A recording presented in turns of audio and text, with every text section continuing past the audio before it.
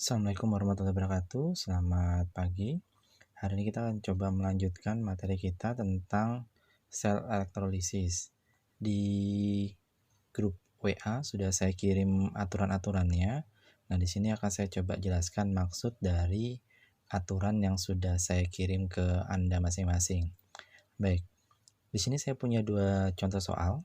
Nanti kita coba lihat maksud dari aturan-aturan yang sudah saya buat.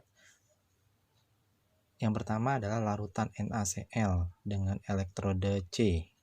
Sedangkan yang kedua, saya tuliskan lelehan NaCl dengan elektroda C.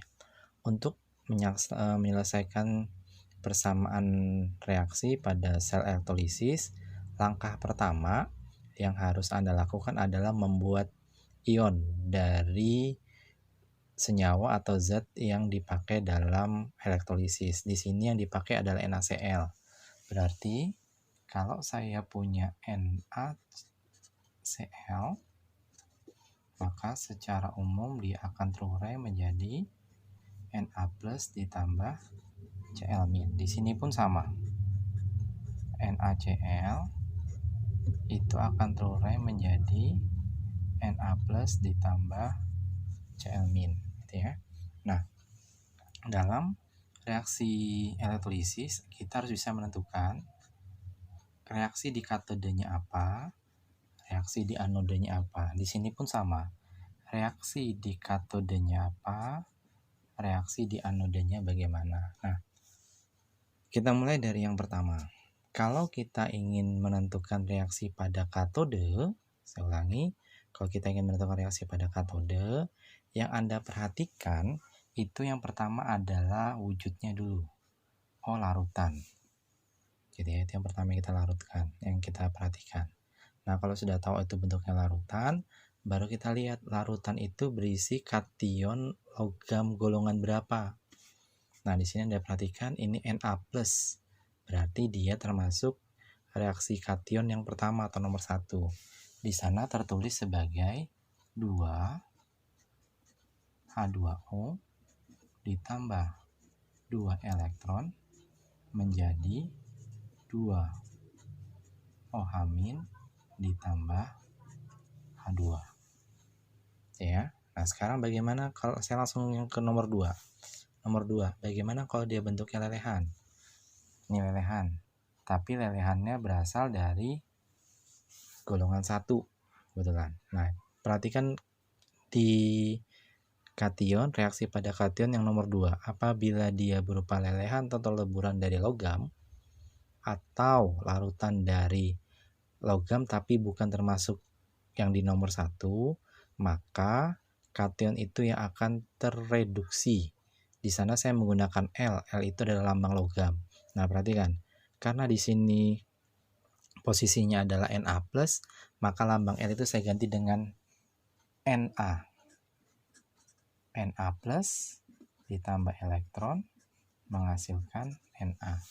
Nah, itu Anda bisa lihat perbedaannya. Jadi, kalau saya mau menentukan reaksi pada kation, yang saya perhatikan pertama adalah bentuknya dulu. Oh, ini larutan, ini lelehan. Kemudian saya perhatikan larutannya itu termasuk kation golongan berapa, gitu ya. Sedangkan kalau dia lelehan, sebenarnya kalau dia lelehan itu mau dia golongan berapapun tetap posisinya seperti ini nanti, ya. Nah, ini. Sedangkan untuk anodenya, sebelum saya menuliskan reaksi di anode, yang saya perhatikan adalah elektrodanya ini. Nah, elektrodanya apa? Apakah elektrodanya inert atau tidak? Inert itu artinya elektrodanya tidak aktif. Gitu ya, itu artinya tidak aktif. Itu ada 3, ada karbon atau grafit, ada PT, ada AU. Nah, Anda bisa lihat di sini yang negatifnya itu adalah Cl-. Berarti bisa kita bilang asisa halida. Sehingga reaksi di anodenya tinggal saya ambil pada bagian yang ada di reaksi anode yang tertulis pada sisa asam halida. Berarti di situ tertulis seperti ini, 2 Cl- menjadi Cl2 ditambah 2 elektron. Di sini pun sama. Ya, jadi pada saat saya menentukan anodenya, saya lihat elektrodanya saja. Elektrodanya inert. Sisanya di sini Cl-. Oh, tinggal saya ambil reaksinya 2 Cl- menjadi Cl2 ditambah 2 elektron. Nah, kalau sudah seperti ini, kita tinggal menjumlahkan. Kita tinggal menjumlahkan 2H2O ditambah 2Cl-, elektronnya karena sama, boleh kita hilangkan, 2OH- ditambah H2 ditambah Cl2. Sedangkan yang di sini kita jumlahkan, ini Na plus ditambah 2Cl- menjadi Na ditambah Cl2. Nah, hati-hati, ini elektronnya berbeda, maka yang di atas harus saya kali 2, yang di bawah dikali 1. Fungsi pengali ini untuk menyamakan elektronnya. Sehingga di sini karena dikali 2, saya tambahkan 2 Na plus, di sini pun saya tambahkan 2 Na. Mungkin itu untuk contoh 1 dan 2. Nanti kita coba lihat contoh yang lain. Terima kasih.